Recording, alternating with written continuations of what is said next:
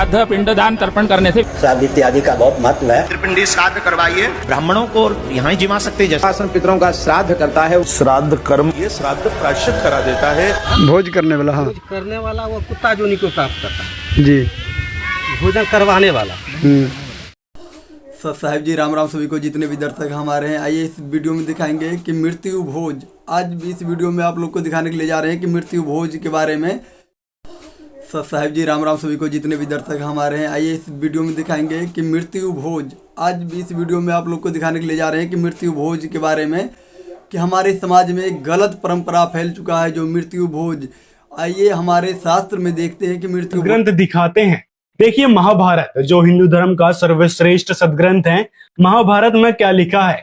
महाभारत के अनुशासन पर्व अध्याय 143 श्लोक 16 और 17 में यहाँ पे दोस्तों स्पष्ट रूप से आप देख सकते हैं कि श्राद्ध का भोजन करने को बिल्कुल निषेध बताया गया है। अब देखिए ब्रह्म पुराण क्या कहती है श्राद्ध के बारे में। ब्रह्म पुराण अध्याय 223 श्लोक 23 और 24, यहाँ पर भी महादेव जी बोले कि श्राद्ध और सूतक का अन्न कभी नहीं खाना चाहिए।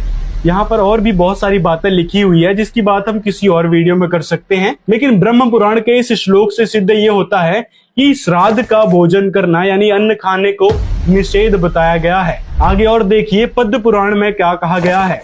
पद्म पुराण स्वर्ग खंड अध्याय 56 श्लोक 5, 11 और 15 में मृतक के श्राद्ध का अन्न और व्यर्थ रूप से पाया अन्न, और आगे देखिए मृत शरीर से प्राप्त अन्न वर्जित, खाने योग्य नहीं है।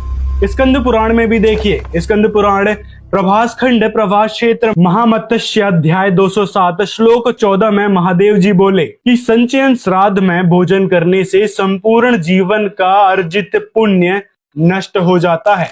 ये ब्राह्मणों के लिए विशेष रूप से है जो श्राद्ध में जाके भोजन करते हैं, उनके लिए भी इतने सारे प्रमाण यहाँ पे हैं जो श्राद्ध में भोजन करने को निषेध बताया गया है।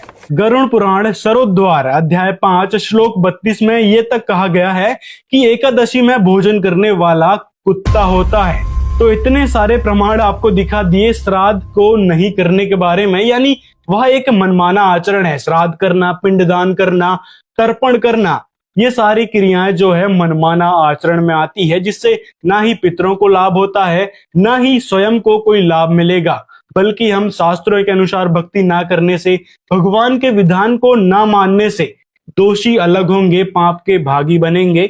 यह हमारे पवित्र सदग्रंथ ही बता रहे हैं। विष्णु पुराण के अध्याय 15 के श्लोक 54 और 55 में देखिए क्या लिखा हुआ है। ये देखिएगा विष्णु पुराण 15 में अध्याय 15 का यह एंड है, ये 16वां यहाँ शुरू होता है, ये 15वें के लास्ट में 213 पृष्ठ पे क्या बताया है। यहाँ बताया कि राजन 213 पृष्ठ पे, राजन श्राद्ध करने वाले पुरुष से विश्व के देवगण, पितृगण, मातामह और कुटुंबीजन सभी संतुष्ट होते हैं। हे भूपाल, पितृगण का आधार चंद्रमा है और चंद्रमा का आधार योग है, इसलिए श्राद्ध में योगी जन को नियुक्त करना अति उत्तम है।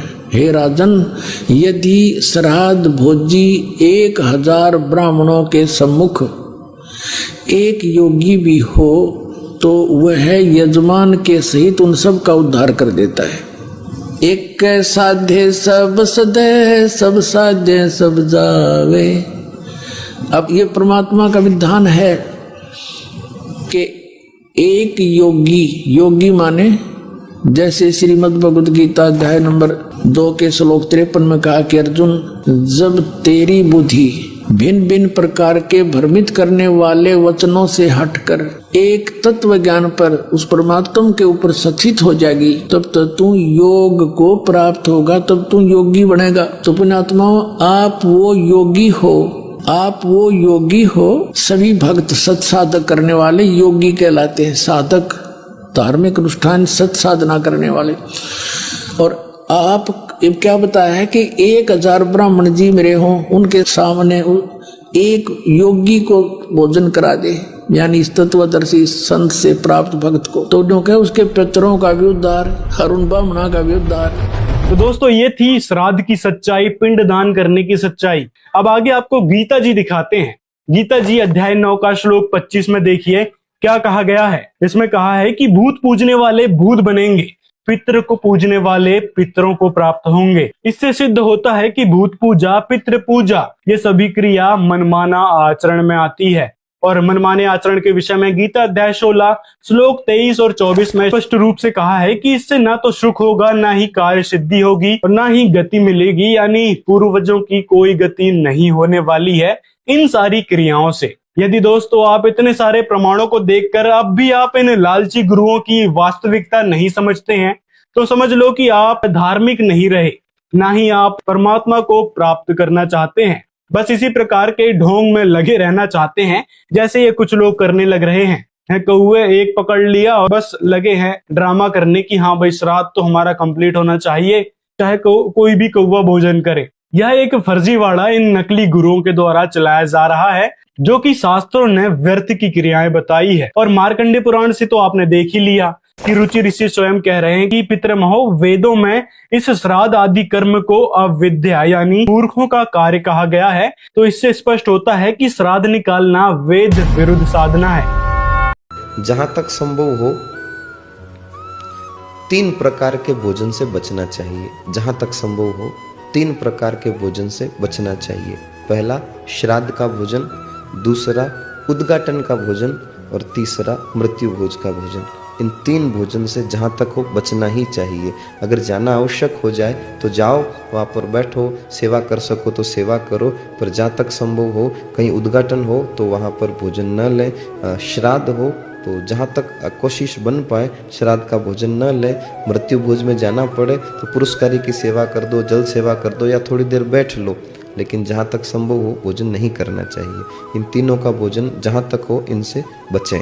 भोज के बारे में क्या लिखा है, गरुड़ पुराण में क्या लिखा है और सारे जो हमारे हिंदू धर्म के शास्त्र है उसमें मृत्यु भोज के बारे में क्या लिखा है, श्राद्ध और पिंडदान के बारे में क्या लिखा है। जब संत रामपाल जी महाराज बताते हैं कि मृत्यु भोज नहीं करना चाहिए, ऐसे पिंडदान नहीं करना चाहिए, तो हमारे समाज में बहुत सारे ऐसे अभी भाई हैं जो आचार्य बने हुए हैं, जो पंडित बने हुए हैं, वो जो है एक ही शास्त्र पढ़कर जो है खुले चलन से कहता है कि मृत्यु भोज होना चाहिए, पिंडदान होना चाहिए। तो आइए देखते हैं मृत्यु भोज और पिंडदान श्राद्ध जिसे बोला जाता है उसके बारे में हमारे शास्त्र क्या बताते हैं। आज तक हमारे धर्मगुरु हमें क्या बताए हैं और अभी हमारे सतगुरु रामपाल जी महाराज क्या बताते हैं।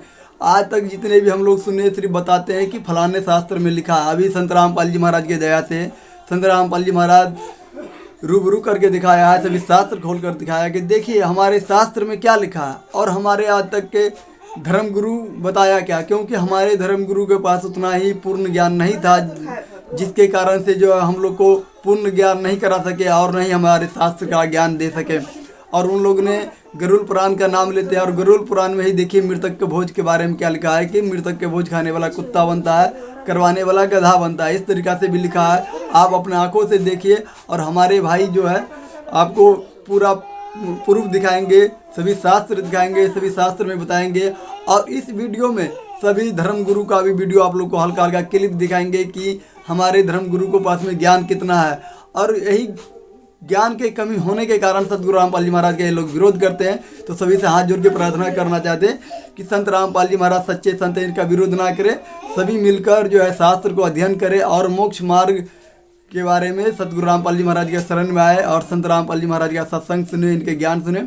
इनके बाद ही आप लोग को पता चलेगा कि सच्चा सनातनी कौन है। और सच्चा सनातनी संत रामपाल जी महाराज ही अभी धरती पर आ चुके हैं, आप लोग पहचानिए। और इस वीडियो के माध्यम से हम हमारे जितने भी दर्शक हैं उनको भी दिखाना चाहते हैं कि जो अभी भ्रम फैला हुआ है संत रामपाल जी महाराज के बारे में कि श्राद्ध और पिंडदान के बारे में, तो आइए अपने आँखों से देखिए। श्रीमद् भागवत गीता और जितने भी हमारे शास्त्र है सभी में प्रमाणित करके दिखवाएंगे।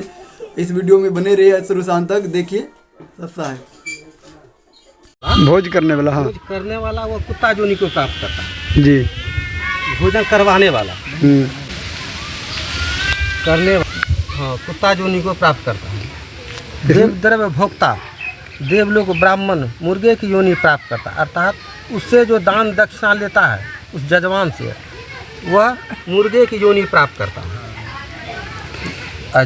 जो ब्राह्मण धर्म हाँ, ब्राह्मण धर्म द्रव्य अर्जन जो करता है पूजा करवा के, वह देव तल कहलाता है।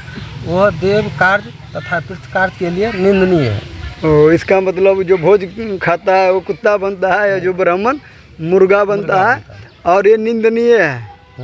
ये भी स्पष्ट लिखा हुआ है, करवाने वाला दोनों निंदनीय है। तो चलिए आज गरुड़ पुराण से हमको ये पता लगा कि गरुड़ पुराण में मृतक का भोज खाने वाला और करने वाला, करवाने वाला।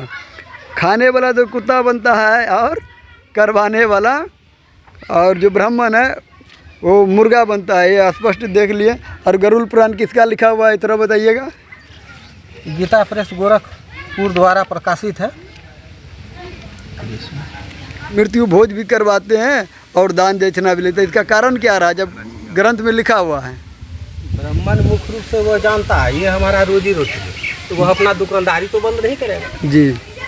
इसलिए अपना दुकानदारी चलाने के लिए जब यह शब्द आता है, हिंदी में नहीं समझाता है, इसको संस्कृत में बोलना शुरू करता है ताकि जजमान समझे नहीं, हमारा दान दक्षिणा पूरा मिल जाए। अच्छा।